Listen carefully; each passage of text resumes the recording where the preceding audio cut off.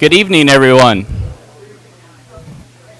Ty, can you hear me back there all right? Barely? Well, I am Sean Crook. I'm the first Vice President in Tuolumne County Farm Bureau, and we'd like to thank you all for coming to our candidates forum tonight for the TUD board. Quickly, I'd like to thank Elena Linehan, our Executive Director, for making all the arrangements for us to get this room tonight, and we need to give a big hand to Terry Arrington for the refreshments. All those little cookies back there are on behalf of her.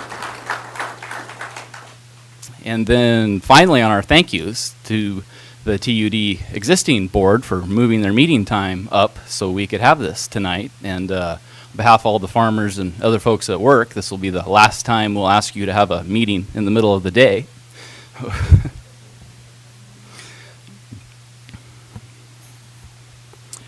Quickly, I just want a little show of hands. We'll try to get this interactive right now because I don't want you to be afraid to ask questions when we get to there. Have any of you today, don't raise your hand just yet, have you eaten food, put on any clothing, or possibly used any paper or fiber products? Can you raise your hand? Good. See, that's easy. So when you have a question tonight, please raise your hand, and Dick will run around with the microphone. But now, all of those that had their hands up, I'd also like to ask if you are currently Farm Bureau members. Okay, now I'm a little disappointed because every hand that went up should be a Farm Bureau member, because if you participated in eating food or drinking water or getting dressed, what happens to agriculture affects you, and that's why we are here. We have membership information in the back. We have a lot of member benefits, and Farm Bureau, our goal is to protect and promote agriculture both here locally and then on a state level and a national level.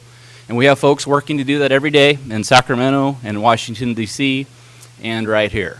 So if you have any questions on any of that, any of the memberships, please let us know. It's very affordable, a lot of member benefits, and we would love to have you.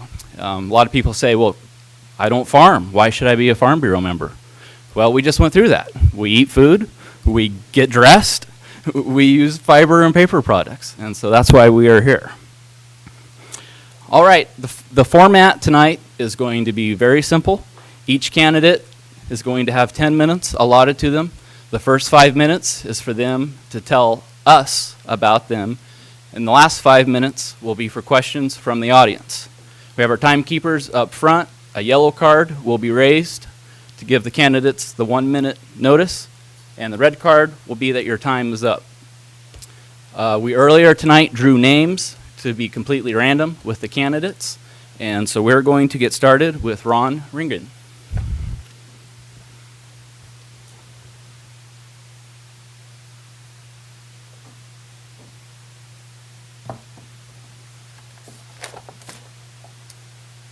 Okay, good evening, everyone. Thanks for taking the time to come on out and listen to all of us.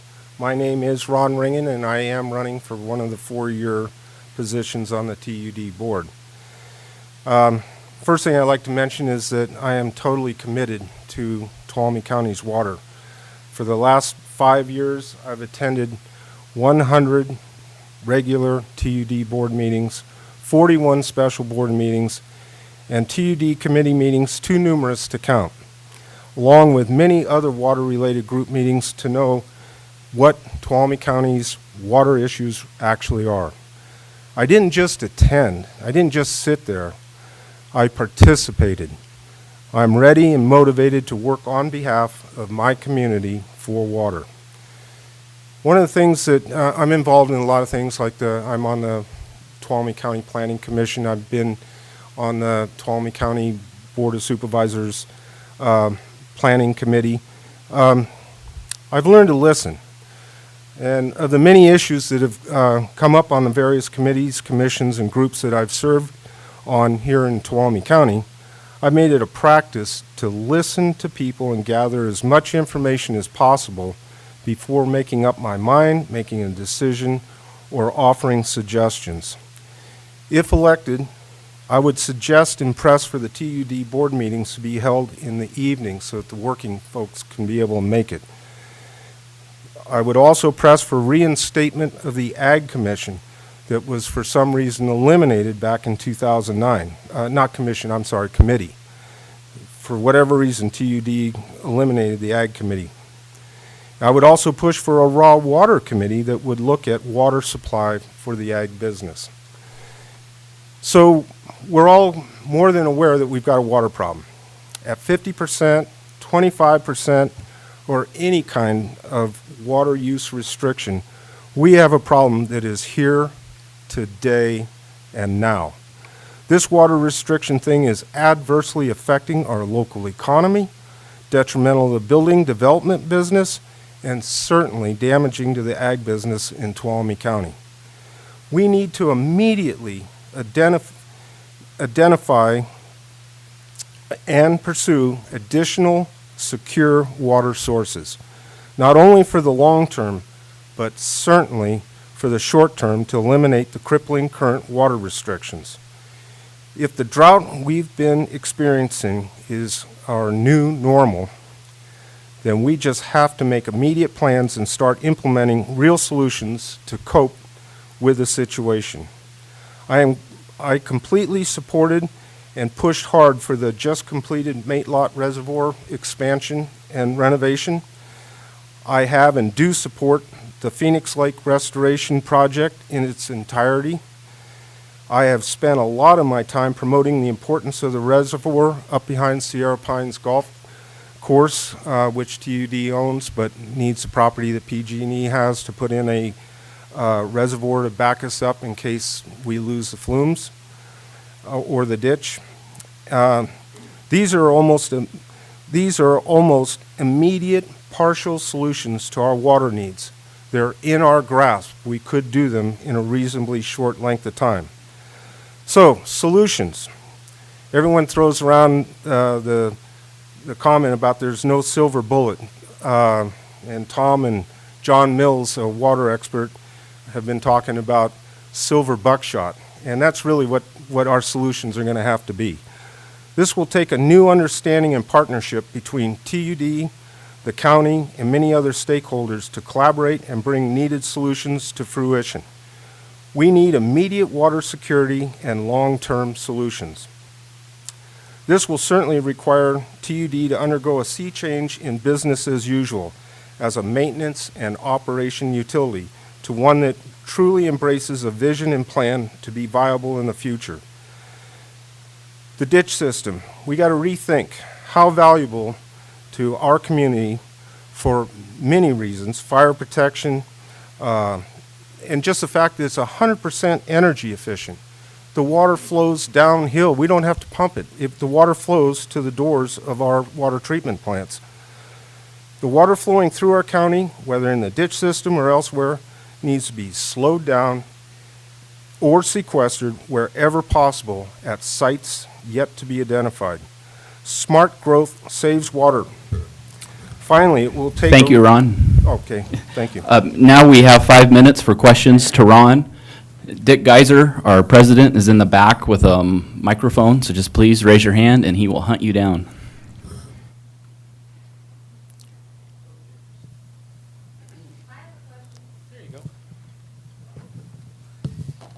Ron, we met you earlier this year when the landlord-tenant issue arose.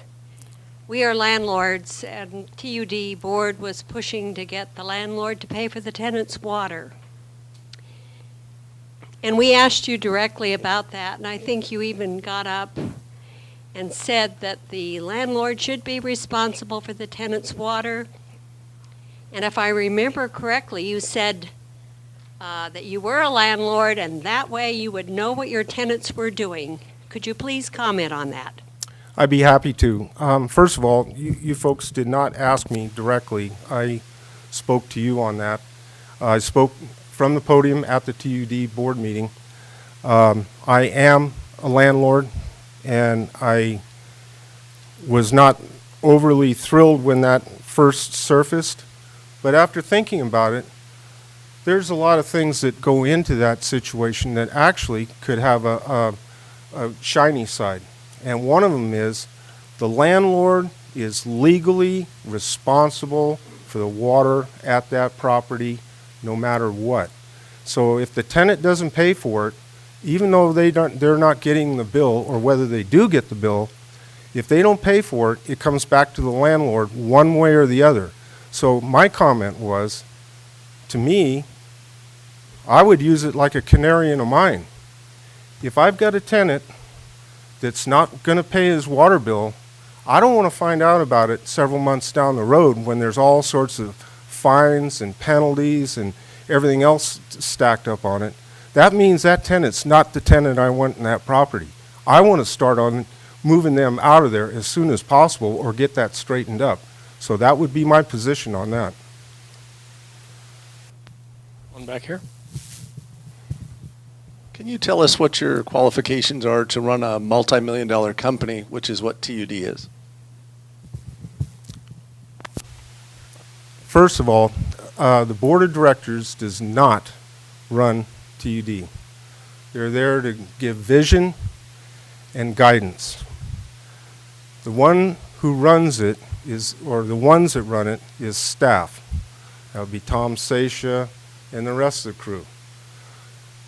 The board keeps its eye close on what's going on, but they're not supposed to be meddling in the day-to-day business. It's not the board's position to be letting the shop know how many spark plugs that they can buy this month in order to keep the fleet running. So I think you might have some things a little off there.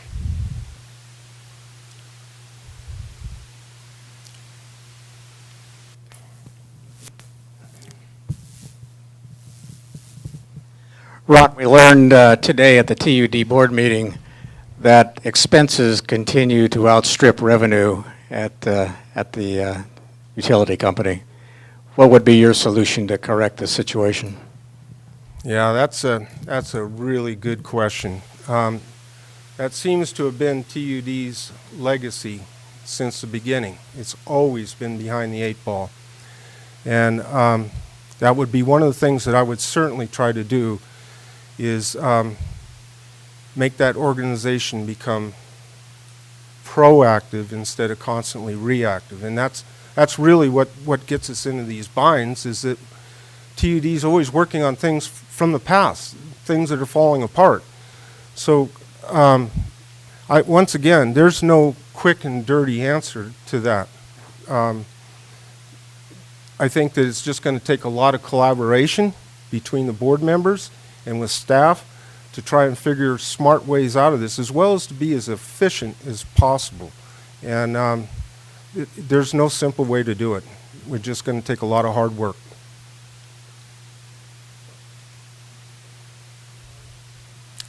Thank you. All right. Thank you very much, Ron. Daryl Kettner is next, and while Daryl's making his way up to the front, I would like to thank Tom Sesha and other members of TUD's staff for being here tonight.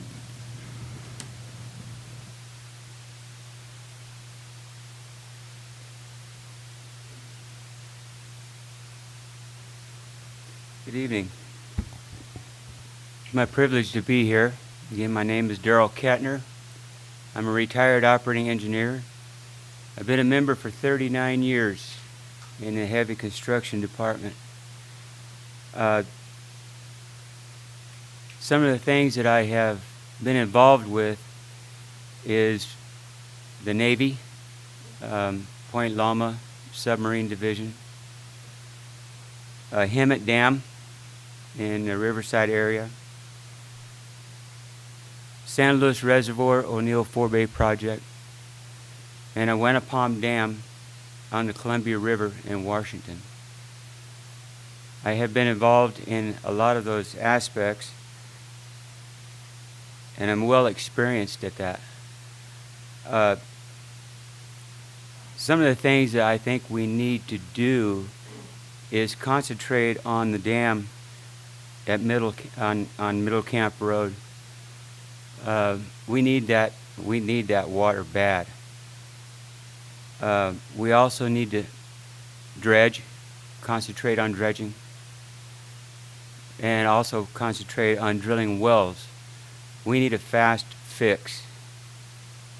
And I think we need to create the volume in the lakes by dredging and drill wells to take care of our flow. And I think that's about it. All right, well, we'll go ahead then and open it up to questions for Daryl.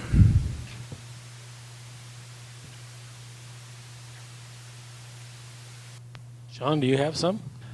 Sure, I'll start with one. Daryl, curious on your thoughts. This year, ratepayers were asked to conserve water up to about 50%, and it looks like that was fairly well achieved. However, with that conservation came a decrease in revenue to TUD because they weren't selling as much water. And so the headlines in the paper were rates to ratepayers are going to increase due to the conservation. It seems that might be punishing the ratepayers for conserving. I'm curious of what your thoughts are on that. Well, actually, we had no way of doing it any way else. We had to conserve water. Like myself, I recirculated with recirculating pump on my water heater. When I turn the hot water on at the farthest end of the house, it automatically there's hot water, where before I would have to run water down the sink for a minute or so. And you do that several times a day, that adds up. And also, if you open my shower door, you're going to find a bucket. All right? And that's another one of the ways that I have saved water. My bill has gone down, my usage has gone down anywhere from 35 to 40% over last year. And I can see that ongoing from now on, even in a good year. There's no sense wasting it. When I take that shower water, water your plants, it's a lot better than standing there with a garden hose and letting it go out to go on. What I understand, I have children that own homes in Atwater. They are paying every month over $100 for sewer and water. So I don't think we are way out of line on our rates.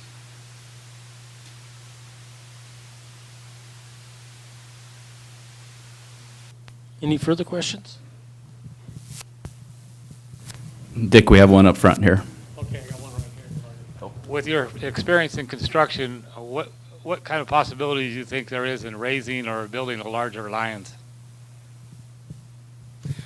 Well, for one, with the experience that I have, we need to maintain our ditches in a way that we might be able to expand them to get more of that water. And like Ron was saying, we need to know when to shut it off when everything's full. And the raw water, we need to take care of our farmers and maybe create some incentives to recycle the runoff, whether it be rate, tax interest, and so on.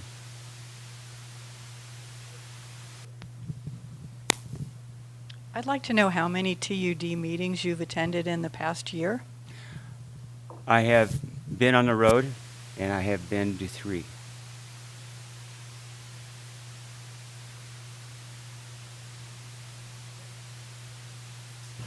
All right, Daryl, thank you very much.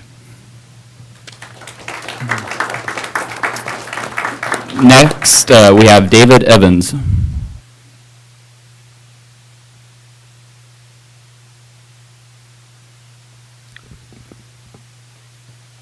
Let me first say a thank you to the Farm Bureau for having this forum. My name is David Evans. I am running for the two-year TUD board seat. I am a retired businessman. My wife and I have lived in Sonora for close to 20 years. As a graduate of the University of Maryland, I have a Bachelor's of Science degree. I have been a TUD customer since we have moved here. Let me first express my support for our farming community. I am particularly concerned about a growing population and loss of valuable farm land. In addition, I feel that we need to find a low-cost portable solution. Likewise, I will support farmers in their quest for a fair share of California water supply. I wish to turn my attention to some of the ongoing problems at TUD. First, there is a serious situation with operating accounts. Both the water and sewer funds have been operating at a loss. From 2007 through 2013, the cumulative loss for these accounts is $26,918,000. This means that TUD management has to spend time to chase cash. Items such as property tax, investment income, and debt service recovery fees must be used to fund operations. It also may mean that grant money may be used. Next, there's the issue of the sewer fund. Money has been transferred to help fund water fund operations. So let me be clear. Advances from the sewer to the water fund represents negative cash flow in the water fund. The 2013 financial statements indicate a $6.7 million is due to the sewer fund. I raise this issue because I understand several hundred thousand has been transferred out of the sewer fund the first 2 months of this fiscal year. If the above is not bad enough, TUD was sued for multiple sewer leaks and overflows. Failure to use sewer money to maintain sewer infrastructure, I think clearly helped to bring about the sport fishing lawsuit. Cost to TUD, $350,000 and counting. Let us now turn to an area where there is concern by everyone. Water storage is a key to our long-term future. My personal point of view is that expanding or raising Lyons Dam is going to take years. I understand the time frame to be greater than 5 years, perhaps 10 years, unless someone has better information. That is even if it passes environmental concerns. Then there's the cost of $70 million and counting. But I do continue to support the general concept of raising lines. One possibility may be county-wide bond effort. Another possibility may be TUD actually benefits from a statewide initiative, which to me is unclear at the moment. Let us think of Plan B. This means moving forward with dredging Phoenix Lake, for example. Then there are projects like expanding Metallic Reservoir, if I've said that correctly. In addition, there is a Twain Harte project near Sierra Pines Golf Course. These smaller projects will enable TUD to move forward with projects that I think are more likely to attract federal and state funding. This funding level may be well more available. In addition, there are smaller projects that allow TUD to diversify. In addition, these smaller projects will allow TUD to diversify the number of places from which it obtains water. Finally, let me say clearly, in this person's opinion, we the ratepayers cannot afford any additional defunct water and or sewer systems. The addition of these defunct systems will put more stress on the entire TUD system. Such action in the past has helped us to bring us to where we are. I'm open to questions. All right, thank you, David. Do we have questions for David?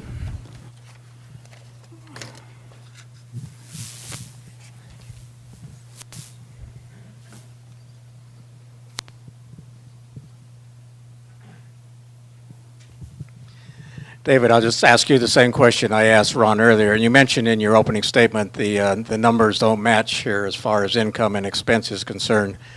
As a past business person yourself, you know you can't continue to operate a business with the expenses being more than revenue coming in. So what would be your solutions in trying to approach that? First, let me say, if we continue on this trajectory of the water and sewer operating in a negative amount, I think TUD is headed to bankruptcy because they have to draw money in from everywhere else to make the whole budget balance at the end of the year.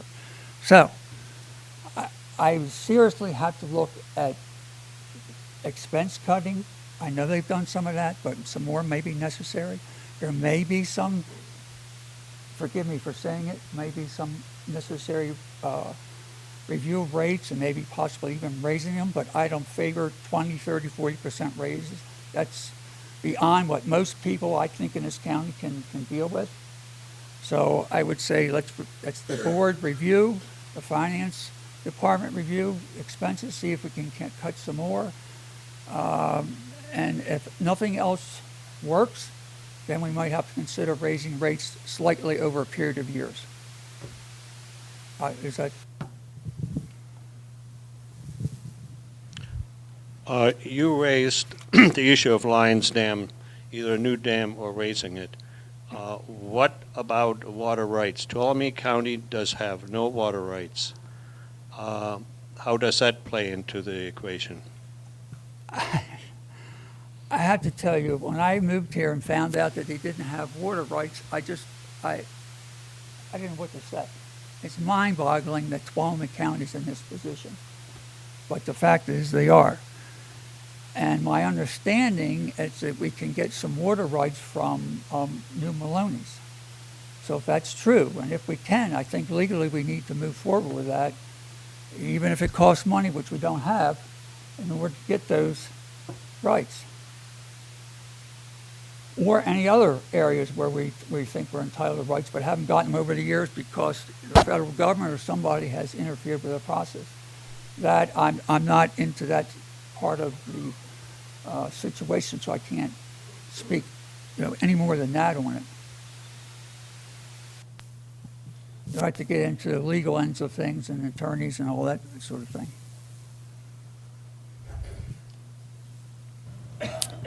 I have a question, David. You mentioned your displeasure possibly with taking on other defunct water districts or water companies. I recently, in the last year, moved to an area that was taken over by TUD, one of those, and my rates are higher than most of everybody because there was a 30-year loan that was involved, and so those ratepayers are paying for that going forward. One of the concerns I think a lot of folks have is, one of my questions is, what does it actually cost TUD to get the water from PG&E? That I cannot give an answer to. To be honest, I don't know. Well, it seems that most of the water that TUD gets to sell to its ratepayers is free to them, Yeah, but I don't and know if PG&E maintains the ditches to get it down. And so with that being the case, you're essentially, TUD is selling a product that they don't have any cost in incurring that product. So it seems on the budget issue, we have a major cost issue. And that possibly, well, my question is with the defunct water companies and others, that if you were increasing the pool of ratepayers you have, should spread that cost out over others. For my investigation, unless people can prove me wrong, a number of these, way back when, there was something like 40 or 46 water companies.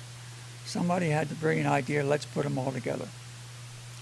But a lot of them have been dysfunctional. There have been all sorts of issues.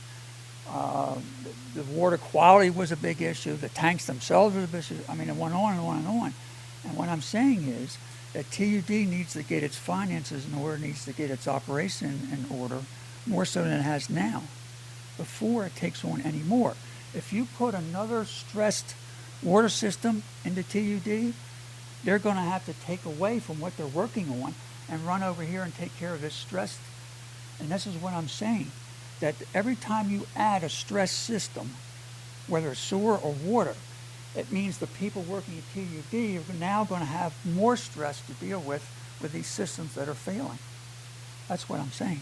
So I hope we do not add any until we get our TUD more in order, both financially and otherwise. All right, great. Thank you very much, David.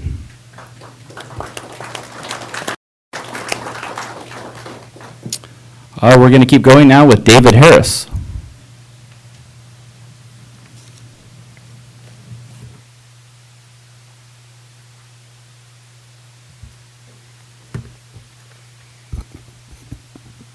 Thanks, Sean. My name is David Harris. I'm running for one of the four-year seats at TUD. The reason I'm running is I'd like to see my daughters not have to fight this very same issue in 20 or 30 years. Secondly, the drought, I think, has proven that TUD is not fully prepared for our shortage of water. Not all our water problems lie at the feet of this board or this general manager. 4/5 of this board has only been on the job less than 2 years. And the general manager has been on the board for less time than that. But we need to look at the past to learn about the mistakes so we don't repeat them. The biggest thing is, I wish that sucker 100 years ago had filed for some water rights. Now we're in trouble. Now we got to do something about it. But those are things, and sorry for the pun, that's water under the bridge. And we got to go forward. We got to look to the future. We got to figure out what we're going to do, and we got to get it done. What are our problems? Well, 5 minutes don't do it. 5 hours don't do it. Costs. Start looking at the overall costs in the budget. Every cost. The biggest one is labor costs. From the TUD website, labor makes up 72% of the operating revenue, and that's $8.9 million. When you factor in roughly 80 employees, there's 71 full-time, 4 part-time, and 8 temporary, and count those 12 as 9, you have an average cost per employee of $111,874. Now, I took one elementary school today, got information from them, did not audit their figures, took it over the phone, asked them for their total cost of their operation. That includes their teachers, administration, their cooks, bottle washers, everybody. They have an operating budget of $3.5 million, 51.1 full-time equivalent employees, an average cost of $69,000. There's a big spread there. That's $42,000.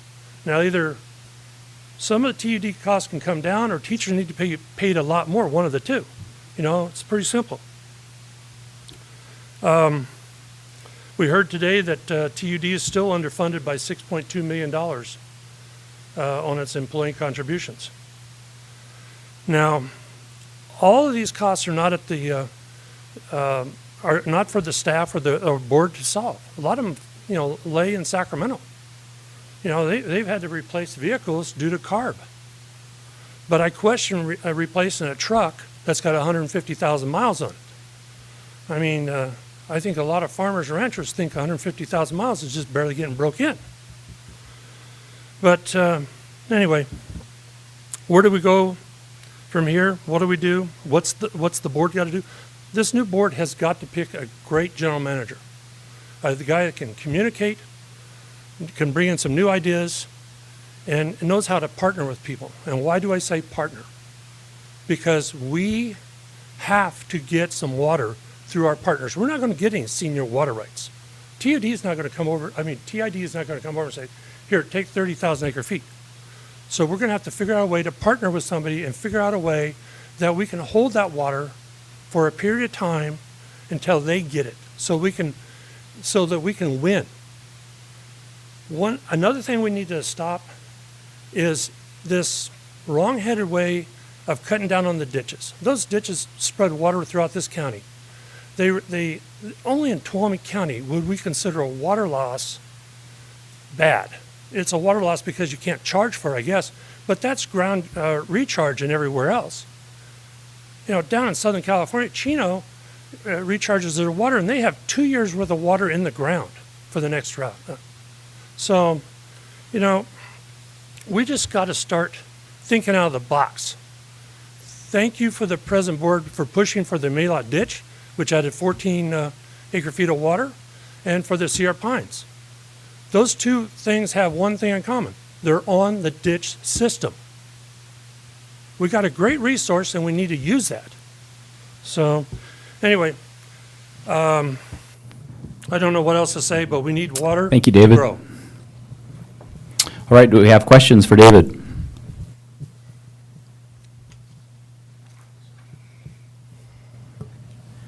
Well, since you're all being shy, I'll keep going. David, we're curious on your thoughts on the Brown Act and the importance of that to the TUD board moving forward. Is that the Brown Act that's named for the infamous Willie Brown? No, I believe it was Ralph Brown, but Hey, two board members shouldn't discuss, or shouldn't be more than two board members discussing policy, period. Everything should be talked about in open public, period. If you need to talk about something sensitive, get a consensus how you're going to do it and leave it to that. Just, what's the big secret? We need water and we need to take care of business. Let's get on with it.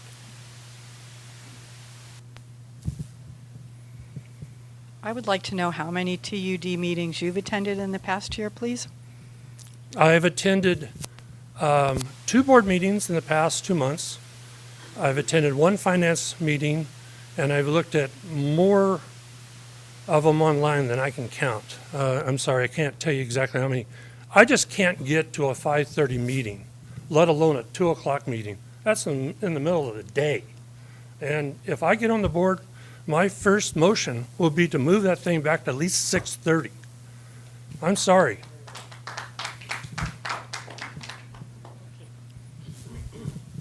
Question here. About 2 weeks ago, the local paper, the Union Democrat, ran a poll, and the question was as follows. What is the best solution for future water needs? The optional answers were 1, conservation, 2, raise Lions Dam, 3, raise rates to acquire additional water, 4, seek water rights. Now, I wrote a letter to the paper pointing out that that's a loaded poll, because only one of them do they mention raising rates.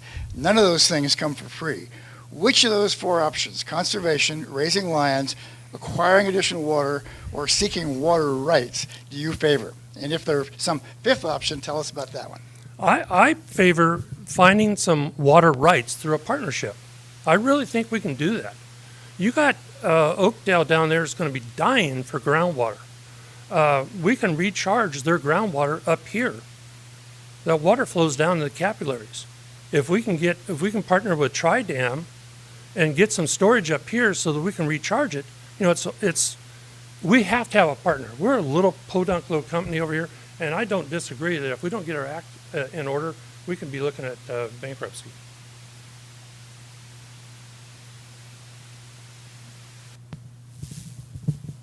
I'm consistent. I'll ask you the same question as Mr. Rain. Can you tell us your background and qualifications for running a multi-million-dollar company? Got a general contractor's license in 1976. We have built and leased to the state of California CHPs, DMVs. Our biggest project with them was a computer operation in which we had about 150 either employees or subcontractors under our control. We completed that 50,000 square foot job, start to finish, in 111 days, almost around the clock. And that was Harris Enterprises, owned by my wife and I. Just in the last few years, besides our properties in the valley, of which we have rentals, and I'll let you know right now, I don't favor the landlord paying the bill for the tenant. There is no conservation there. If PG&E can charge the tenant, a TUD can charge the tenant. But we started a little company called Conifer Communications, which is growing over 100% a year.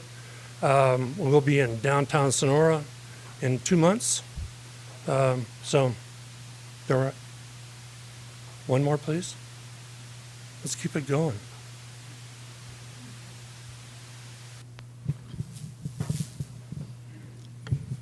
There's a lot of avoidance about raising rates. If water's our gold, why haven't we been raising rates accordingly?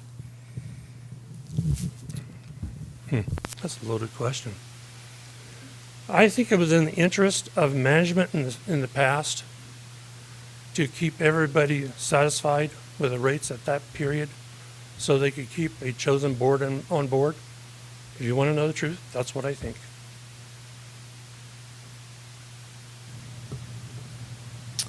all right. Well, thank you very much, David.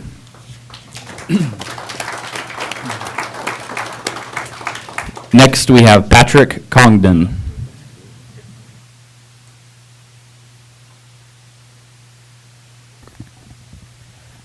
Good evening, everyone, and thank you for coming this evening, and thanks to the Farm Bureau for the candidates forum this evening.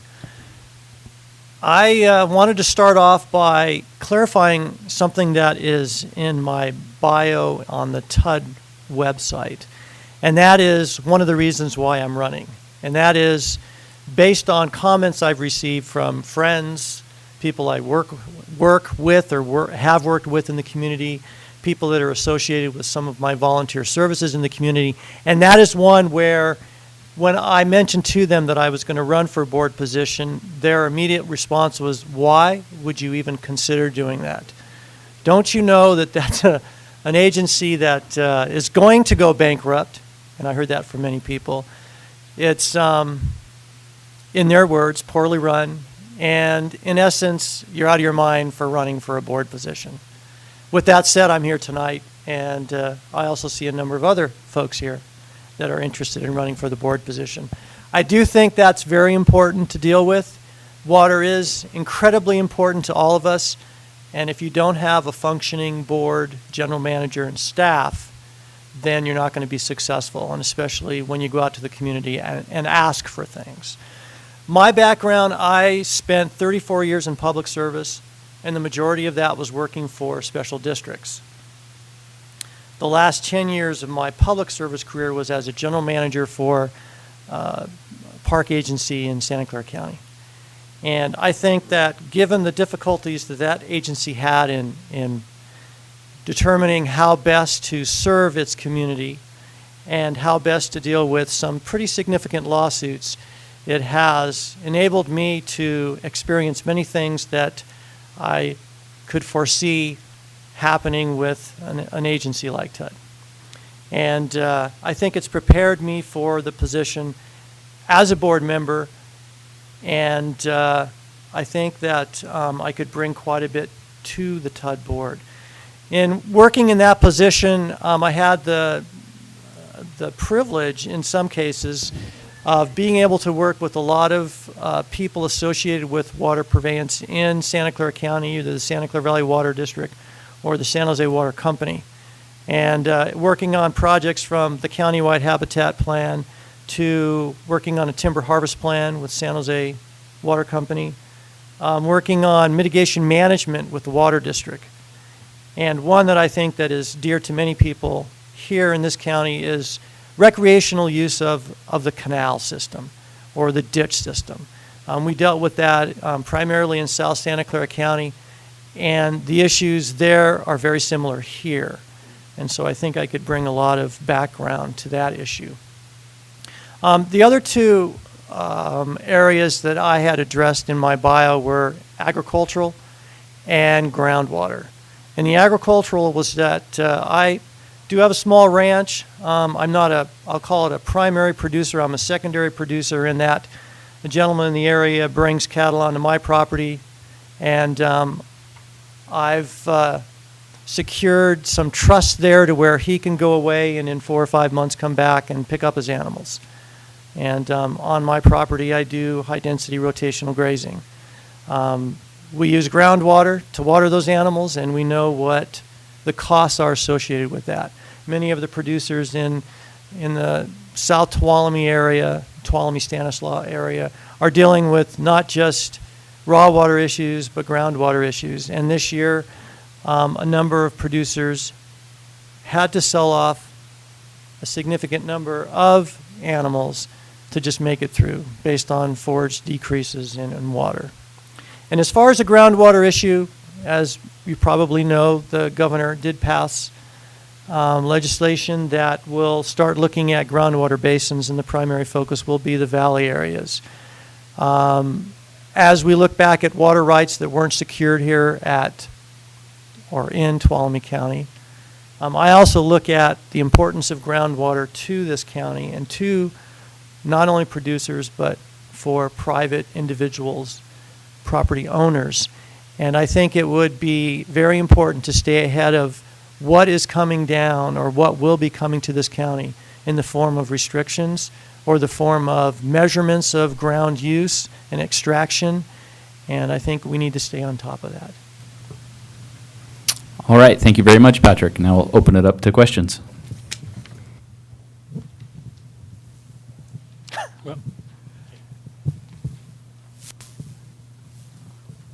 I will ask you the same Sure. question. How many TUD meetings have you attended in the past year?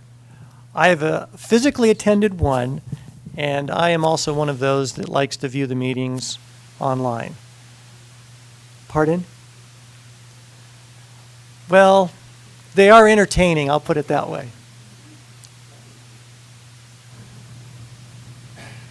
Being as I have a little background in special districts, and you obviously have a special district background, can you tell us your vision of the Ralph M. Brown Act?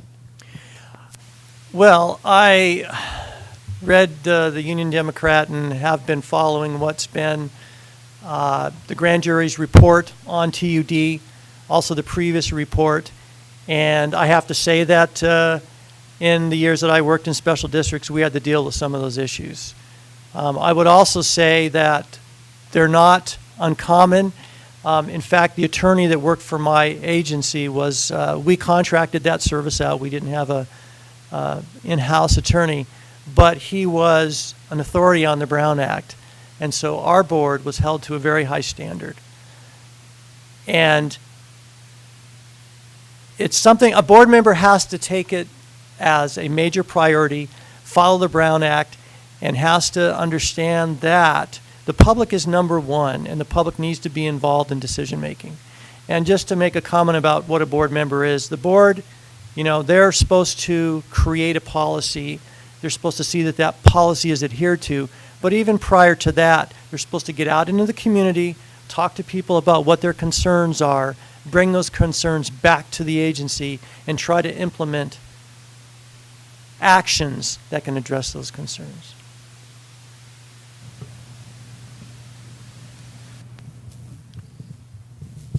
Within the next couple of years, if say a 500 house development project is proposed, would you be willing to give a will serve from TUD to give water to it?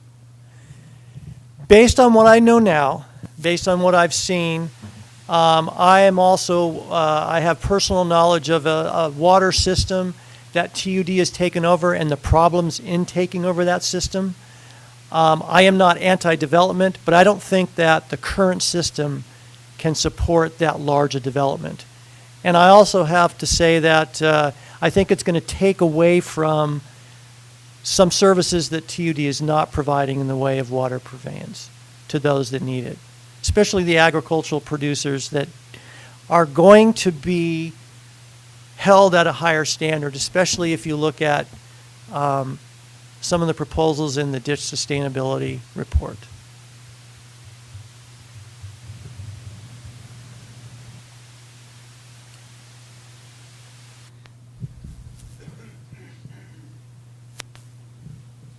One of the previous candidates mentioned the high cost per employee. Would that be your number one point, to have the administration investigate and see where it can be cut? Because to me it seems outrageous, the disparity. I'm going to answer it in a couple of ways. And one is, and as a former public employee, I would hope that the public, and I'm saying this because I've heard from some of the TUD employees, I've also heard from many people I deal with, that if you're going to address an issue related to employee salaries, please don't go after the employees.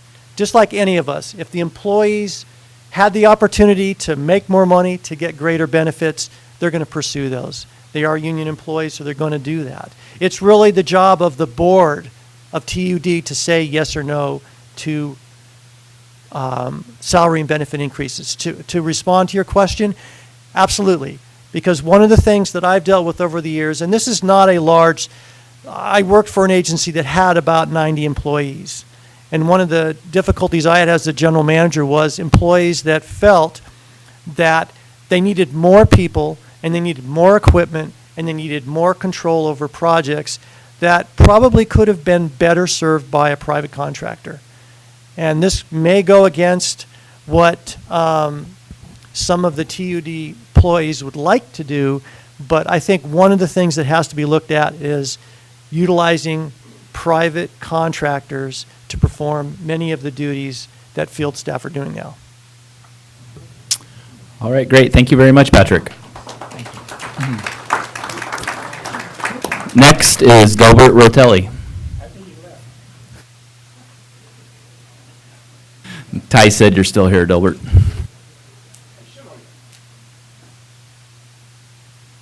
got a big broad chest, so when you start throwing them spears, my wife said I was crazy. I'd like to thank the Farm Bureau for getting me into this. I think it's a good idea to have the candidates up here where people can ask questions. And some of the answers I'm hearing are unbelievable. I mean, I'm going to go to work for TUD for $124,000 a year, too. I don't think that's correct. I really don't. I am a member of the TUD board, I guess you realize. As a TUD board member, I am a member of the Finance Committee, Wastewater and Human Resources Committee.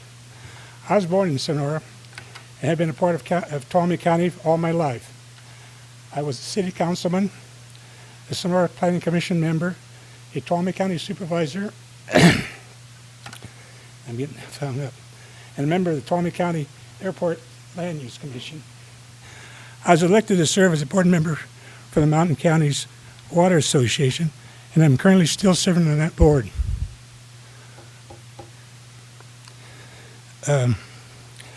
I helped start the Sierra Foothills Senior Management Program, helping to deliver meals to seniors.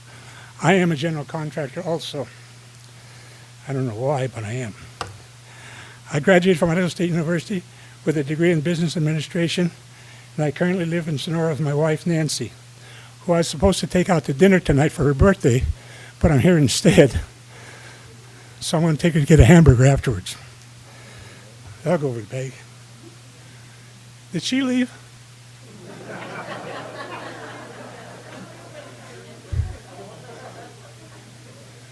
Oh, she's still here. I thought she left. She was sitting right there. With my past experience as a board member and knowing the intricate challenges TD faces, I feel we can make significant progress in improving water storage for the community. This drought has brought on a new perspective for the urgency of TD, the state, and the county to work together on water solutions.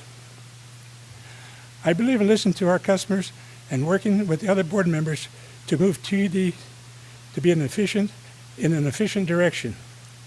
We need to work on improving and explaining to our customers our financial position, infrastructure needs, and outline for future projects that will benefit TUD and the community. I am a TUD customer also, so when the rates go up, I get upset too, but I have to blame myself for that.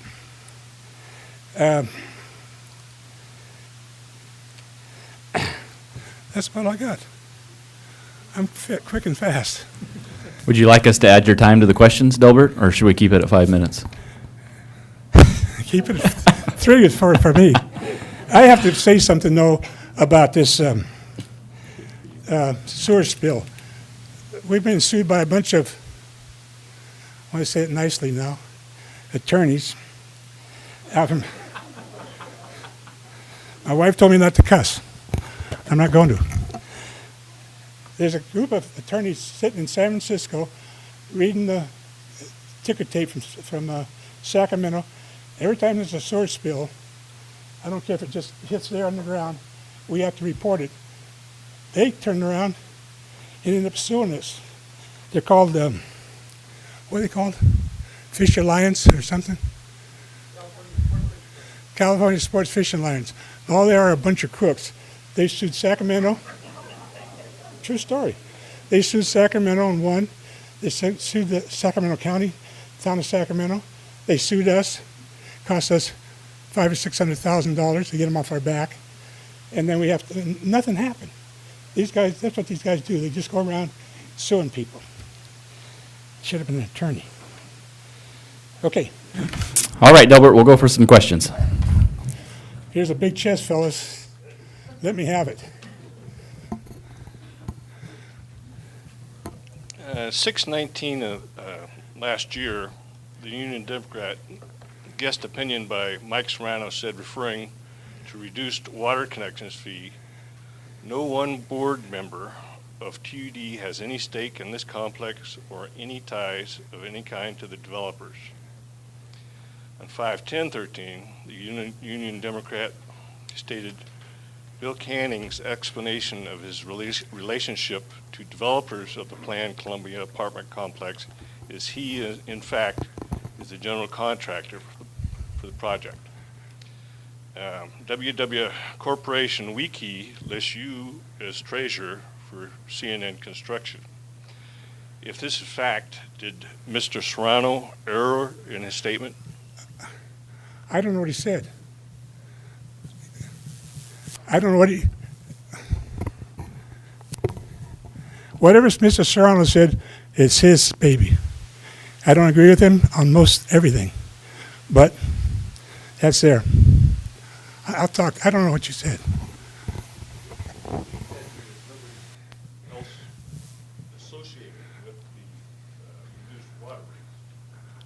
I don't know. I also don't know what you're talking about, which is unusual.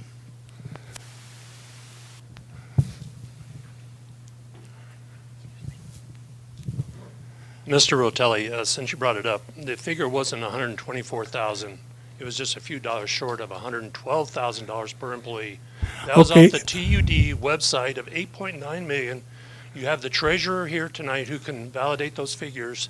And if you're using 80 full-time employees, which would be very close to the figure, do you still think $112,000 per employee is right? Or I is this didn't say news to that. you? I didn't say it was right. You got me wrong, sir. I didn't say it was right. I'd like to have the job. You know, if I was young enough, I'd go out and apply for the job. But I doubt you're wrong. I mean, I doubt what you just said is correct. Is he correct? We can shake your head. I know you're wrong. I don't like computers.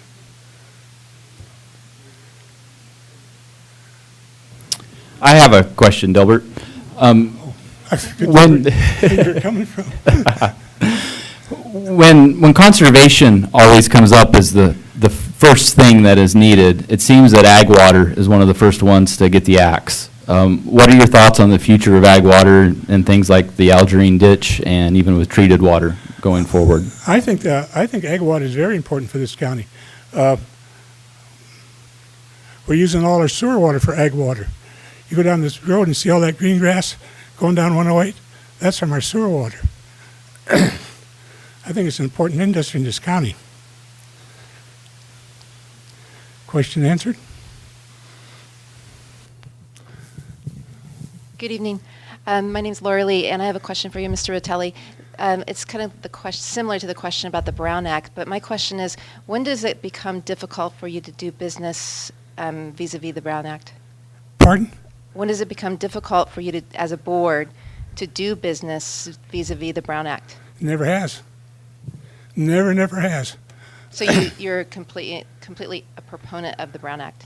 I'm a proponent for the Brown Act. Thank you. Always have been and always will be. I think it's a good law. Thank you. There's some people who don't believe it, but I think so.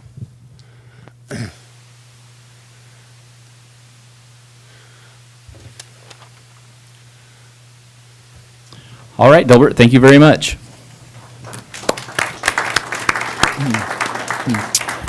Next, we have Ronald Koff.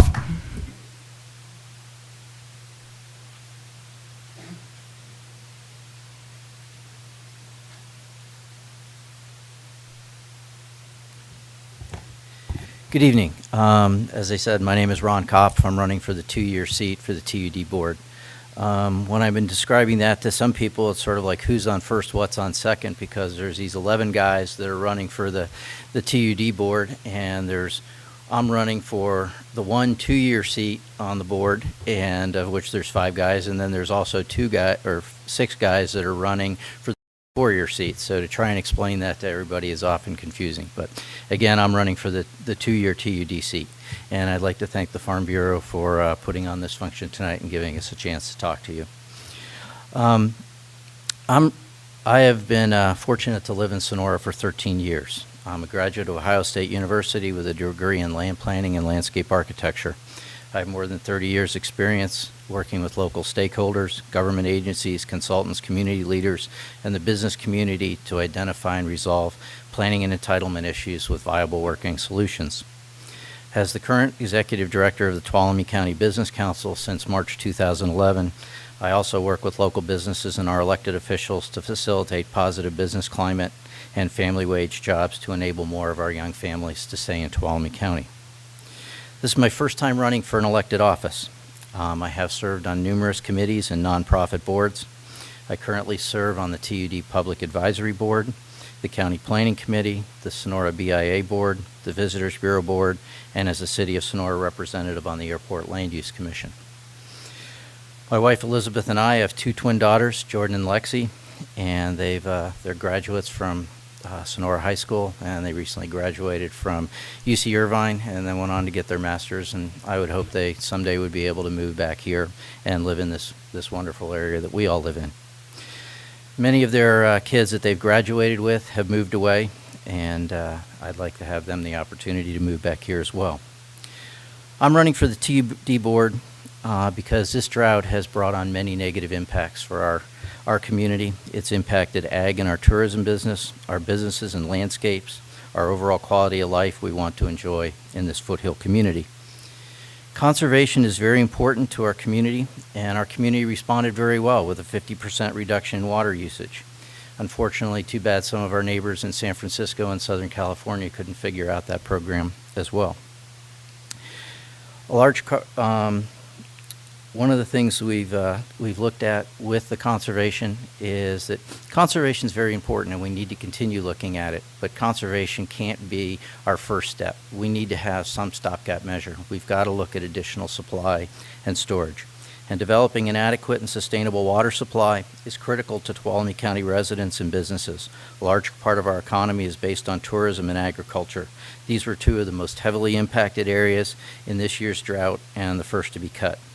Extreme conservation, again, needs to be one of the last resorts, but conservation measures should be incorporated throughout.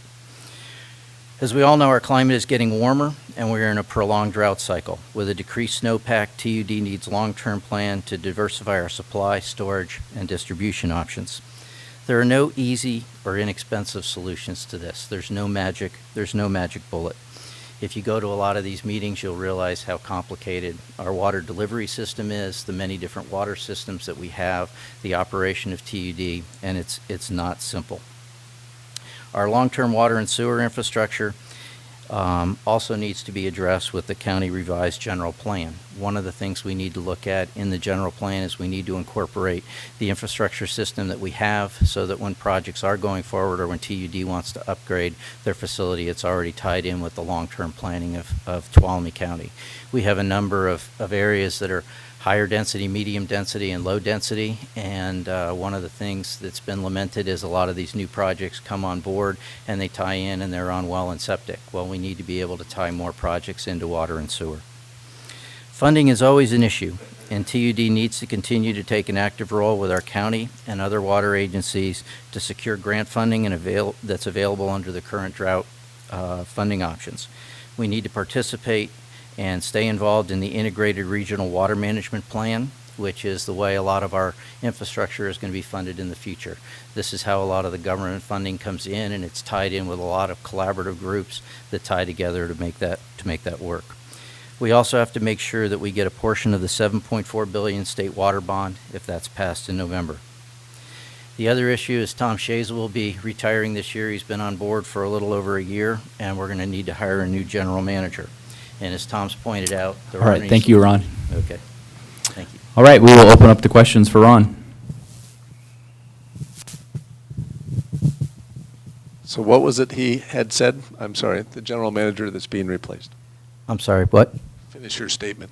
Oh, my statement was going to be that Tom's going to retire, and hiring a new adequate general manager that has a good business sense and also understands the operation of TUD is going to be critical. So that's going to be a very important part of the next board to get the right general manager put in place.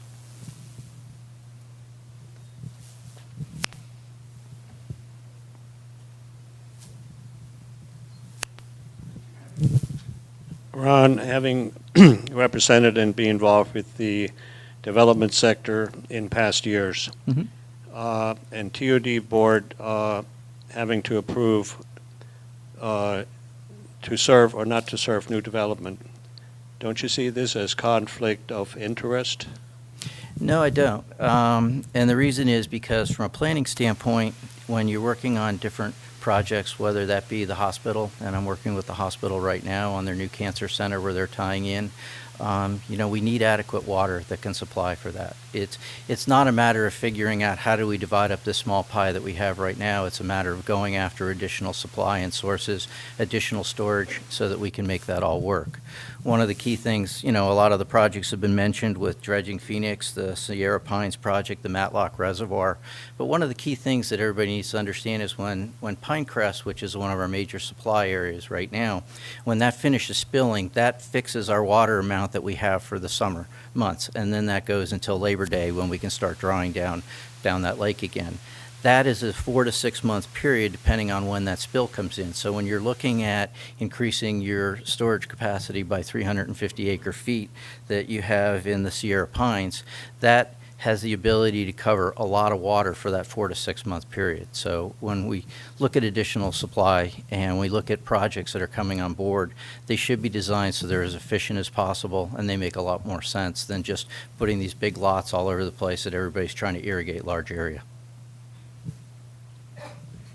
I have two questions, if that's all right. It's my understanding that you are not a TUD customer. Is that correct? That's correct. I'm not currently a TUD customer. I was a TUD customer for 7 years, and I also have property that will be a TUD customer.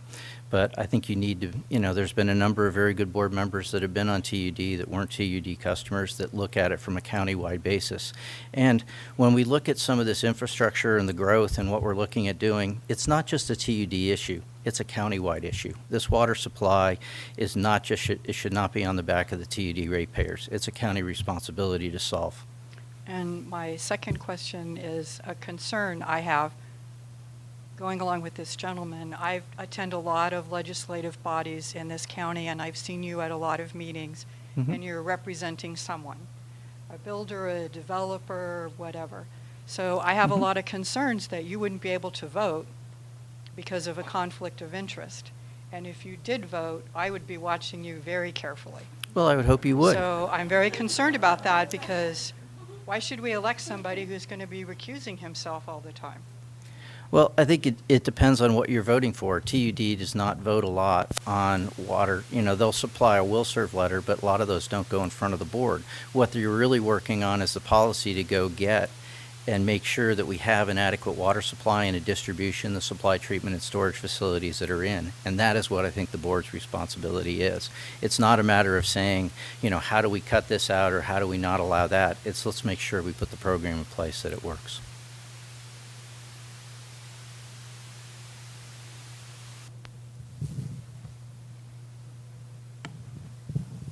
Ron, your business is what? Title is your business, and what do you do for your business? I'm the executive director of the Tuolumne County Business Council, and with that, what we do is we work with a lot of the member businesses and the county rules and regulations. You are an owner of RDK Development? I'm also an owner of RDK Development. And what is that business? That business works with different development groups and different people on planning entitlement of their projects. For instance, as I mentioned before, one of my clients is the current hospital that's building their cancer center. So one of the issues we work with TUD on is how do we make sure that that gets adequate water? When they were building the existing hospital, they upgraded the Greenlee water tank facility. This current facility that's going on board on the Andy site has a 6-inch line coming in, and it has to tie in with an 8-inch line that's coming down Mono Way. So those will both loop through that system to make sure that that will work. Thank you very much, Ron. That's the end of time for questions. Thank you.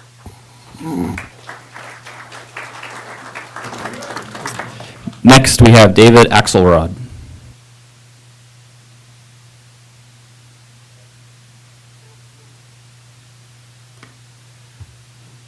Well, hello, everybody. Thanks for coming. Didn't realize there was such a big crowd behind me. I want to thank the Farm Bureau for putting this on. And they do put on a good candidates forum. It's very informative. I'm always curious to find out what people will say, most including myself. And so I might be surprised by some of the things I say. But fortunately, there's only 5 minutes to speak, so I can't go into anything in any great depth. But when it comes to water, sometimes you want to stay out of the deep end without being too shallow. If anybody wants any further information, I do have some flyers. They look like this, and or I can give you some. And I'm happy to answer any questions in the time I have, or even afterwards individually. I want to say that the most pressing thing in the current events that we have involving the water, our water system, that's mostly embodied in the Tuolumne Utilities District, TUD, is that we're dealing with a very urgent drought right now, which has caused water restrictions and probably some conservation that was needed anyway. And in years past, my experience, I've lived in California my entire life, and I've seen many drought cycles come and go. But I think we're approaching a new reality where the drought cycle will come and go, and I think this drought will end, but it may not end completely, and we're headed towards drier times due to climate change. And that means we're going to have to pull in our belt, we'll live within our means, have greater conservation.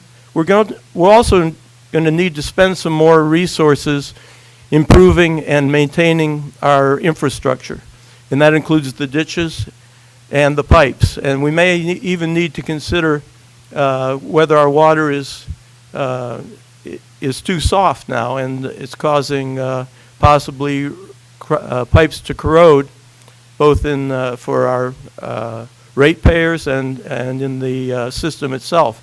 And that's something to be considered. There are many ideas that we can get without hiring high-priced consultants, and there are ways to reduce costs.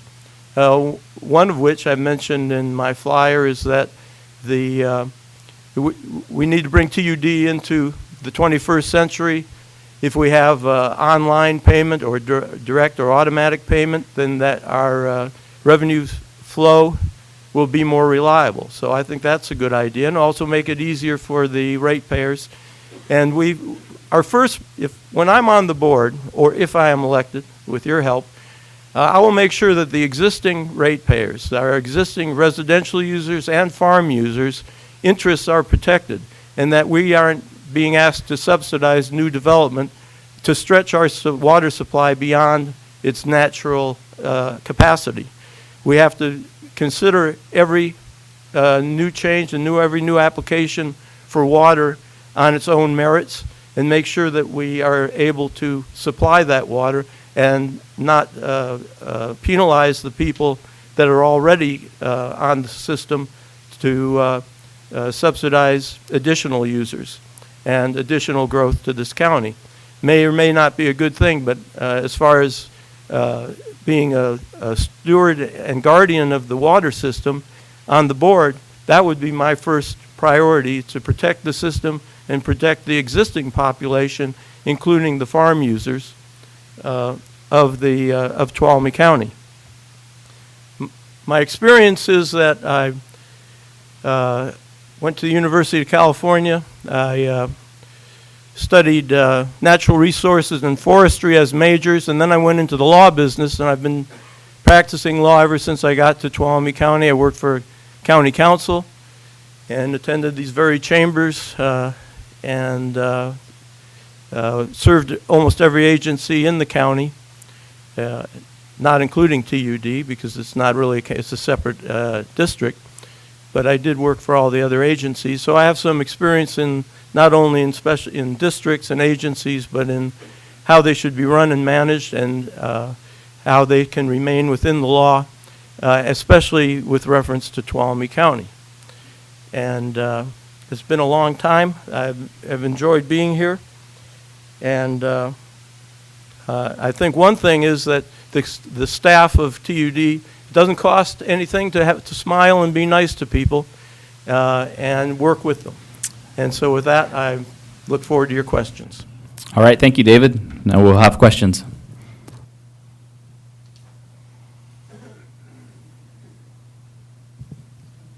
Got one. I should have known.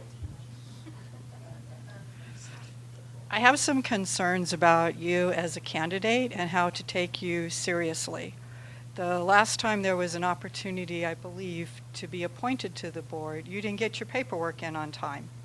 And this time you had an opportunity to get a free publicity via the TUD website, and you didn't submit anything. And I don't see you at TUD meetings. So tell me how I, as a voter, can take you seriously when you can't even make the effort to get something for free. Well, taking things for free isn't everything, but I will address your points one at a time. First off, I did actually get my papers in, but they closed early at TUD. I got it in on the last day, but I didn't know that they closed early. And I was indecisive because since I wasn't elected the last time, I was thinking, well, I'll let somebody else do it. But then when I saw that they needed another candidate, namely me, I put my papers in. They chose, I did get them in on the day they were due, but they chose not to consider them. And I didn't argue that, but I think it was actually wrong. Second point, the website. I do have a computer and use computers. I wasn't aware that there was any solicitation. I didn't hear that. I'd be happy to put in information to the website so that people can look me up. I'm not somebody who self-aggrandizes and self-promotes. I do what I do. I'm offering my services for the good of this county and the good of Tuolumne Utilities District, and not to aggrandize my own position in any way, but I think people are entitled to information. That's why I brought these flyers. And this is also basically a restatement of the candidate statement, which will be on the ballot. And the third point was, you said, oh, now I feel like that governor who said, oops. But your third Number point. of meetings. What's that? Was it Going to meetings, yeah. Well, actually echo the sentiments of some of the other candidates that I do work for a living. I cannot justify going to a meeting at which I don't have business. And I don't have business at the TUD meetings. I'm interested in their business, and I have attended a couple of meetings within the last couple of years, but I don't regularly attend them. If they were in the evening, I probably would. I think they should have at least some evening meetings so the working class people would be encouraged to attend, and that would be more democratic. But I have my obligations to my customers, and I take them seriously. As far as securing new water, what would be your thoughts? New water?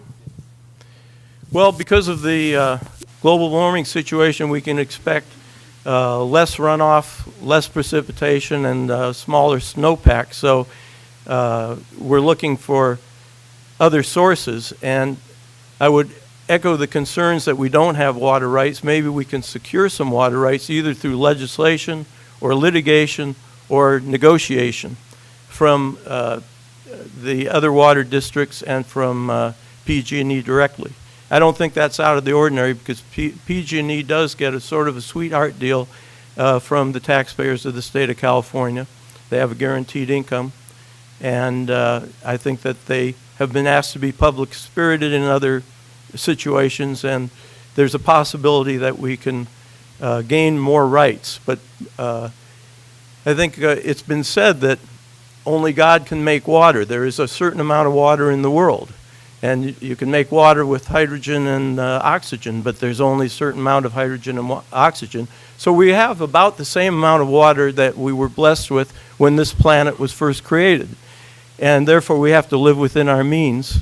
We can't rob Peter to pay Paul for water, but we can also try to develop groundwater sources and increase storage. But those aren't new sources. That's dealing with what we have.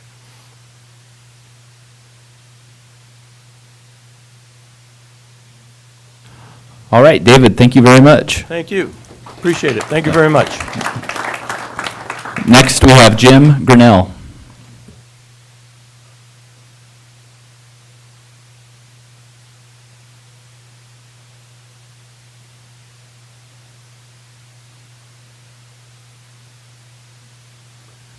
Oh, boy, what a crowd. Thank you for coming. Some of you remember that I was elected 2 years ago and served on the board until I was out with Jerry Nielsen up in Columbia, and we were out looking for a site for a solar facility. And Jerry, we were in his pickup truck, and Jerry said, well, the trees have grown over, and so how about you guys holding the brush back, you know? So I'm on the driver's side holding the brush back, and the cab goes by, and twang, and my foot slides right underneath the left rear wheel, and I crushed a little bone, and I couldn't take a shower for a month, and I felt that I was duty bound to resign. But now I can walk, and I'm back, and I appreciate being here. I was lucky enough to receive the highest number of votes in 2 years ago, and I hope I can do that again. I would like to say that I was a farmer once. I had a little cattle ranch, and my great-great-grandfather was a peach farmer down in Tulare. He married a girl from Tuolumne. They got married in 1857 down there at what's now the Kistler Ranch, used to be called Cloudman's Ranch. I think I have a good background. Not only was I on the board for a while, I've got a bachelor's degree in engineering, a master's degree in industrial administration. That's like an MBA for engineers, a master's in health administration. I worked towards a doctorate in finance. I'm a veteran. I was a public utility inspection engineer, a management consultant. I've done quite a bit in volunteering. I'm the chair of the Housing and Transportation Committee for Area 12, Agency on Aging. Member of the Tuolumne County Commission on Aging at one time. I co-founded the Senior Fair. I'm a member of the Veteran and Family Advisory Council for VA Palo Alto. And I'm an amateur radio licensed volunteer. I'm an easygoing guy. I'm cheerful. I try to get along with everybody. As far as TUD goes, I would like to just have you look and consider for a minute. This is the financial statement from the Finance Committee from Tuesday, September 16th, just last week. And if you look at the financial statement, cash and investments unrestricted, water, zero. This means the water fund has zero money. The sewer fund is $122,000 overdrawn. The problem is that the budget hasn't been balanced and live within a balanced budget. In other words, we spend, and if the revenue doesn't come in, we just keep spending. And we just can't do that. The absolute, in my estimation, the most critical thing for us to do in the next year or so is to find a great general manager with a lot of finance background. And it isn't going to be easy. We have a general manager right now with lots of engineering experience. We need a general manager with lots of finance experience. And I hope we can find that person locally. Whether we can or not, I don't know. But it is, as was brought out earlier, it's the general manager's responsibility through the water code, okay, to run the district. And we need the right person, and I hope to be able to find and vet the right person. I think that's really critical. Thank you. All right, thank you, Jim. And we'll open up for questions.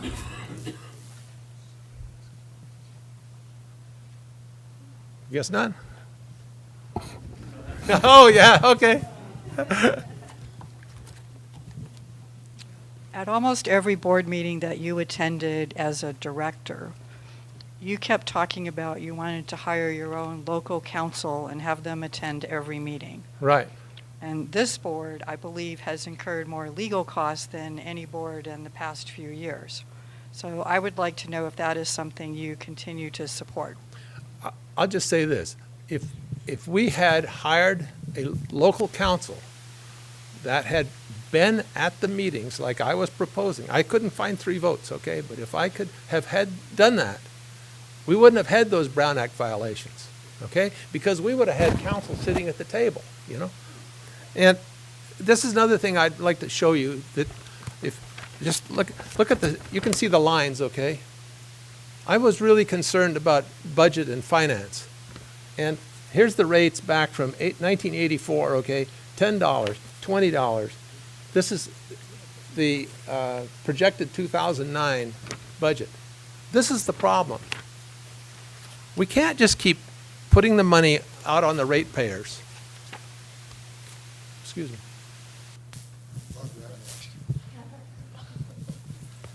Jim, same question I asked one of the prior candidates. The poll in the Union Democrat gave 4 solutions to future water needs: conservation, raising Lions Dam, acquiring additional water, seeking water rights. Now that poll also assumed that you had to raise rates to acquire additional water. Forget that part. Of those 4 options, what's your preference, and what roughly cost would you associate with each one of those 4? Or what cost would you associate with your preference? I'll say this, and I haven't done the legal research on this, but I read recently that the Bureau of Reclamation lost a suit, and I have read the original Tuolumne County settlement, okay, when before New Maloney's was all put together, okay. Tuolumne County is entitled in that to 75,000 acre-feet of senior water rights, senior above OID and MID. And I think it takes a while. That's one of the routes that I think we should really seriously pursue. Okay, but you know, it's like when one of the other presidents said, you know, cooperation, partnership, you work it out.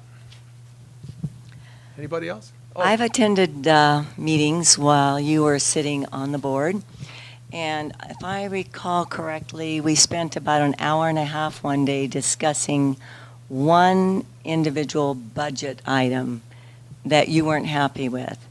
And I found that the board was basically paralyzed. There could be no decisions made. Discussions were not taking place on the board. The public wasn't being listened to. I don't understand why you think that you need to micromanage the budgets as a board member. Well, fiscal responsibility is one of the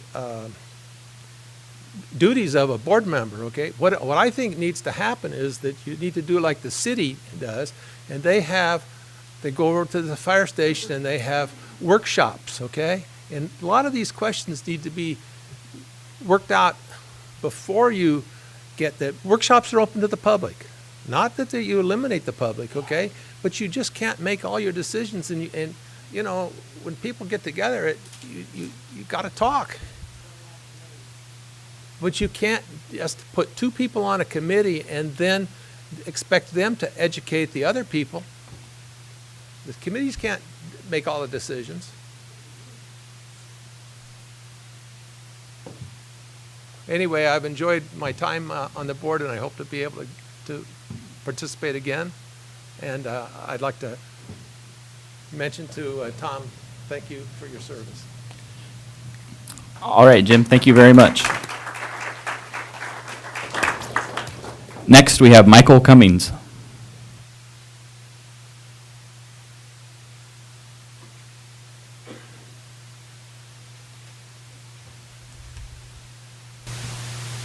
Well, good evening. I'd like to thank the Farm Bureau for allowing me to come and share my thoughts on the TUD and running for the 2-year term for the TUD board. Some of my personal information is I'm a Californian. I grew up in Northern California, went to college in Southern California, and settled here in Central California. For some time, for over 20 years, I was an engineer in the Bay Area, working for various companies, small and large both. Then I moved over 24 years ago here to Sonora, and been a general contractor since that time. 2 areas I'd like to see happen with TUD, that would be to raise our reserves and to encourage water preservation. I believe that we're in a cycle that's going to be less rainfall in the wet season and drier during the dry season.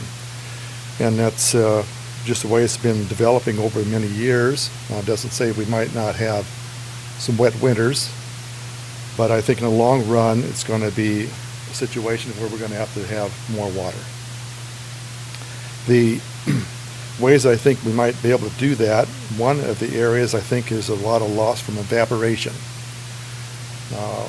When it comes to surface water, on a hot day you're going to lose about a half an inch of water through evaporation. So my thoughts are to dredge our lakes deeper and to come up with other water resources and water areas that's going to be deep in volume and narrow in width. That way you have a lot less water evaporation loss. Another area I see is that there's over 50 miles of water flow through ditches that were built back in the gold rush era in the 1850s. Some of it's been improved with channels to help separate the water from the soil, but there is loss of water in the ground with water flow, and there's also evaporation loss. I think these here need to be upgraded with the pipelines in that way to prevent those two things from happening. The use of gray water, I think, is very important in our home developments, such as a dual-purpose septic system. I think we need to have the state of California maybe redo the code so that gray water can be more used for irrigation.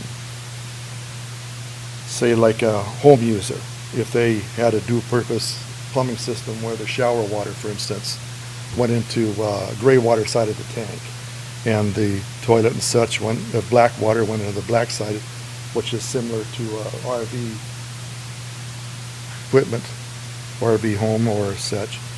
That way, the black water goes to the leach field, the gray water goes to the areas to water your shrubs, lawn, garden, or whatever, and train people in the area that use food-based detergent, not detergents, food-based soaps, so that if you use detergents, that would have a chemical effect that would kill the plants, but a food-based soap would actually fertilize the plant. So these are areas of preservation. I think the area where it comes to getting funds,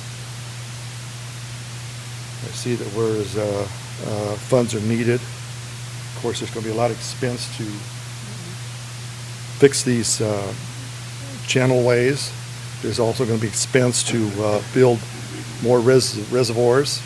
But I think the area of tapping into the investor market is might be something to consider. A lot of folks in this area are retired folks. They have money in the bank that's drawing some fraction of a %, and they're afraid to invest because you have such a volatile stock market and such. They've lost a lot of their money in, and they don't want to take the risk. But in something like the utility municipality, you've got more stable investment opportunity. Thank you very much, Michael. Okay. All right, we will open up to questions for Michael. All right.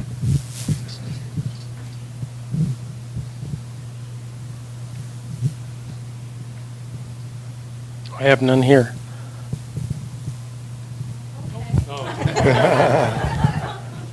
I will also ask you, how many TUD meetings have you attended in the past year? Okay, well, I have attended one in the past year, and I've observed some online, but I've just recently taken interest in running on the TUD board by encouragement from my family and such. So I have spent a lot of time learning the TUD information, and As I do my work, I like to turn the board meetings on my computer and listen while I work.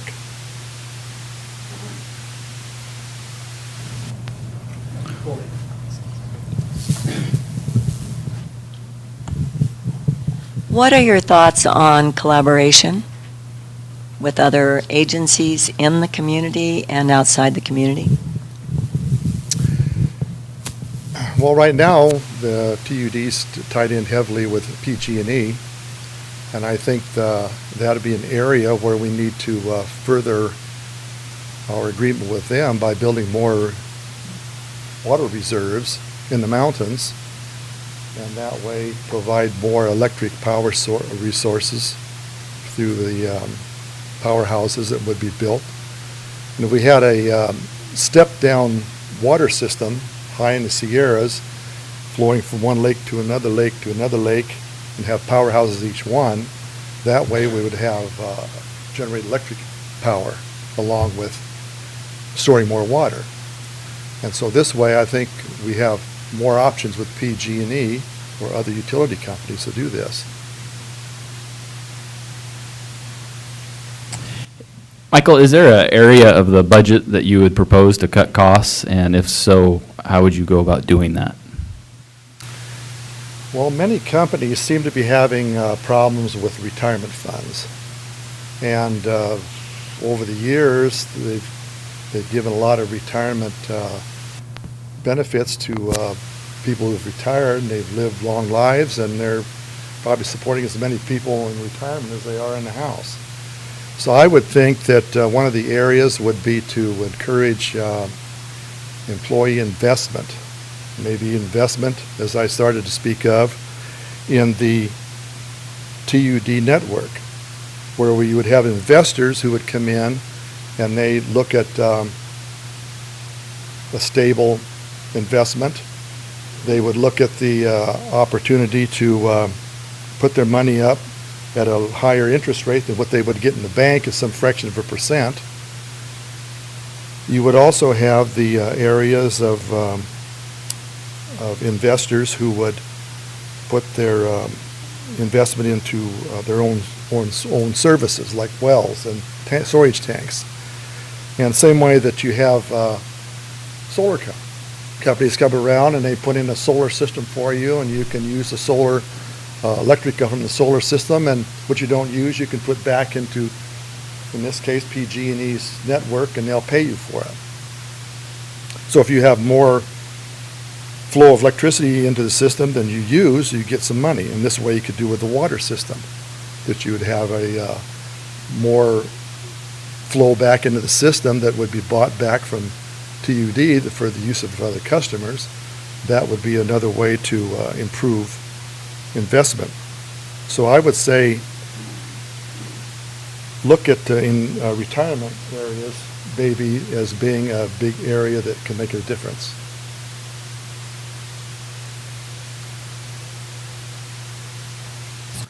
All right, Michael, thank you very much. You're welcome.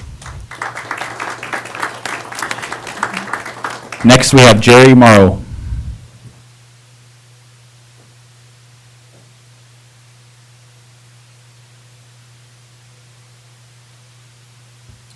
I guess best is last, huh? My name is Jerry Morrow, and I'm running for the second year for TUD. And a lot of people ask me, they say, why are you running for the TUD board? I came up here from Pleasanton and lived in Pleasant for quite a few years, and was very involved in Pleasanton at that particular time when it was growing considerably. But my wife says, please, Jerry, don't get involved again. But I'm going to give you a little different perspective of how I feel that I would like to see TUD run. And I'm going to do it a little different way, but I'm going to talk about this a little bit later. But nobody talked about water shedding, huh? Nobody talked about water shedding. But I'm going to talk about that. The last time that I seen a crowd like this at our planning commission meeting, we had the marijuana initiative, and I don't think the Farm Bureau is into that. I would hope not. But at any rate, I envy Patrick I wish I could just throw my notes away and talk off the cuff like he does, but I've never had that opportunity to do that in my life. So I have to go by notes. My wife's name is Barbara, and I have 3 children and 3 grandchildren. I have always served as the community I have lived in throughout the years. Presently, I'm serving on the Tuolumne County Planning Commission and have served as a commissioner for over almost 14 years. In February, to be 14 years. I was appointed as chairman of the commission in 2003 and 2012. I also spent 3 years on the Tuolumne County Supervisors Planning Committee and was appointed to the Blue Ribbon Growth Committee and Alternative Landfill Sites. I'm currently serving on the Tuolumne County Historic Preservation Commission as a commissioner. I was president of the California County Planning Commission Association, which represents 58 counties in California. The association deals with planning, water issues affecting California, and also I was elected by my peers as Planning Commissioner of the Year in 2012 for the state of California. I was elected to the Sierra Village Water Board as director in 1997. The board dealt with numerous water issues affecting customers at that time. And I'd like to really talk a little bit about that. When I went on the board as a director on the water board in Sierra Village, it's a small little water board. And at that particular time, we had many, many problems to solve. And that's why I really went on that board, because I knew that by living up there, that I wanted to be involved and have a say in the water issues that we had, because we had, like I say, many, many problems. And during that time, we had an old tank that was leaking. It was terrible. So we got together as a board and made some decisions, and we put a new tank in. And we floated a bond, and it passed. And we let the rate payers know what we was going to do and how much money it would cost, but we had to do that. Also, I was past trustee of the Tuolumne County Board of Education in the county here. I served on that for 4 years in District 6, and I'm past president of the Tuolumne County Taxpayers Association. Presently, I'm governor of the Sonora Moose Lodge and also area governor of 6 branches of the SIRS, Sons of Retirement. And I have almost 1,000 members that I oversee on the finances and the rules and so on. The reason I'm telling you everything that I've done, we need some leadership on the TUD board. And it seems like lately that we've just been band-aiding everything. And I'll tell you why that I decided to run. Already? Oh my goodness sakes. And I'll tell you why that I decided to run. I felt it was important to let people know my leadership that I have in doing these things. And I know I've only got a minute, but I'd like to go through this. From treatment plants to pumping stations, storage tanks, and pipeline, and deliver our water were built decades ago. TUD storage tanks are old, and the condition of these, 61% of these tanks currently is in fair or below standard. The system must be updated and repaired. We need more storage to Phoenix Lake and need to look at dredging down the road. If we dredge, the water supply will be increased by about 300 acre feet for water for our TUD customers.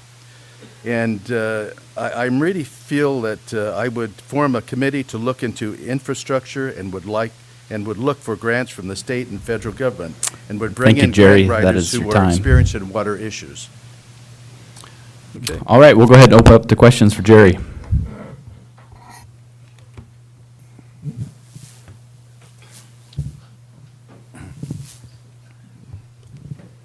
You want me or somebody else? Oh, okay. Thank you. I do not have a question for you. Okay. I just want to say that I will be very disappointed to see you leave the Planning Commission. And out of all the legislative bodies I attend, I find you very impressive.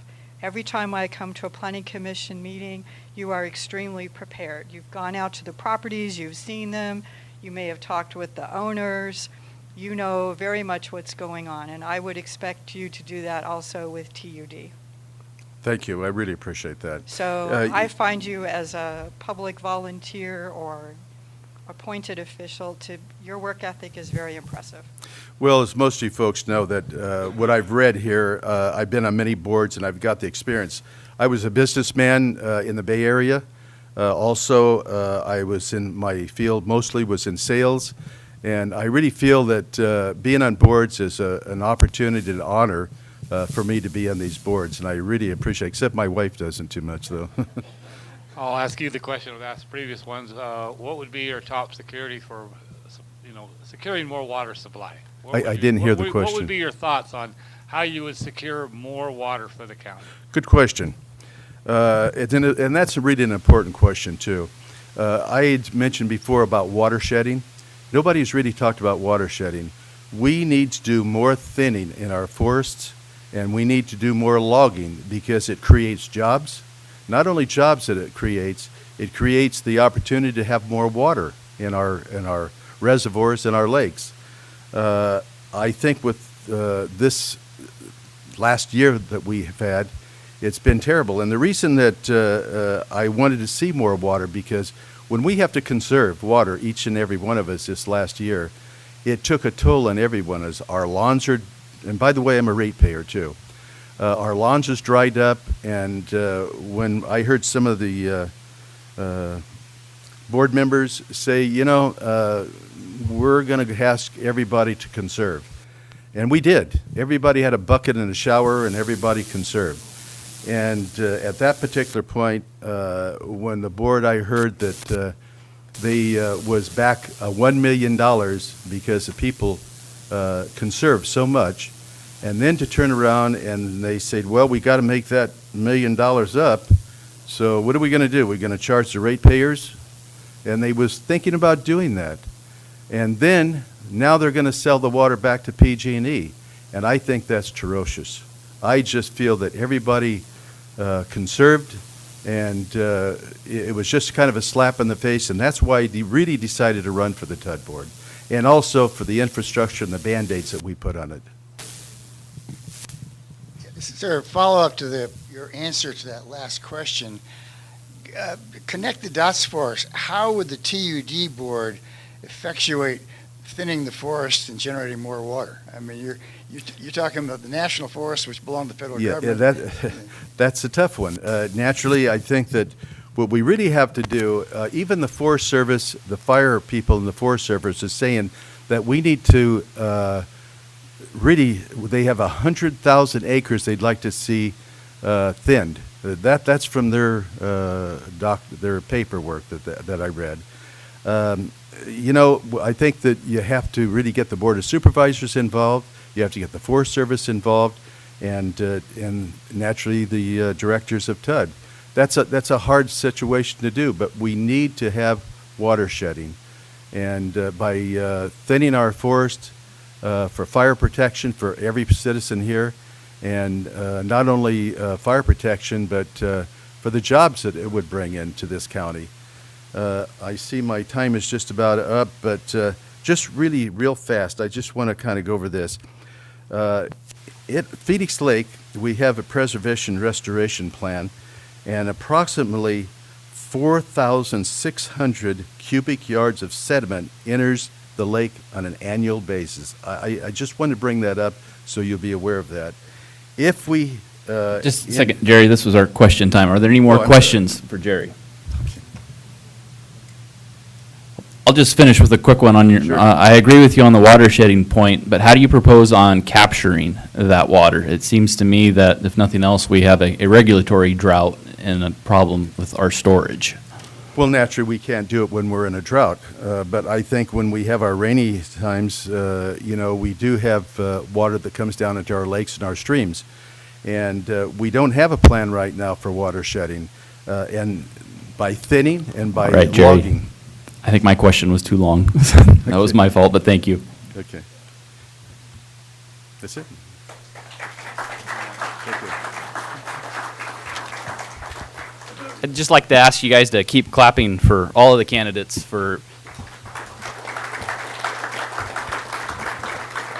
It takes a lot of initiative just to show up to run for public office, and it takes even more to stand in front of a room of your peers and your fellow county members and take their spears. And I applaud all of you guys for doing that. On behalf of Farm Bureau and everyone, we thank you very much for coming. It was very informative.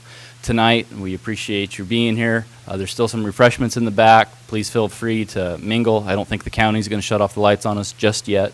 So you have a few moments. If you have any other questions, I believe the candidates were going to hang around for just a little bit. So thank you very much. Now, Delbert said he's going home. It's past his bedtime.